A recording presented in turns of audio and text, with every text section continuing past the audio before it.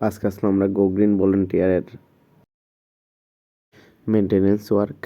আর আমরা সকাল সকাল আই পড়ছিলাম তোমার ডিকে রোডে। আর ডিকে রোডে আইয়া আমরা সবাই কাজে লাগিয়ে গেছি গা। হ্যাঁ, খালি গাছ লাগাইলেই তো না, আমরা গাছ বাঁচাইতে হইব, এটাই আমরা মেইন মোটিভ, যেটা হিলে আমরা সকালেই আমরা গাছ রক্ষণাবেক্ষণে ব্যস্ত।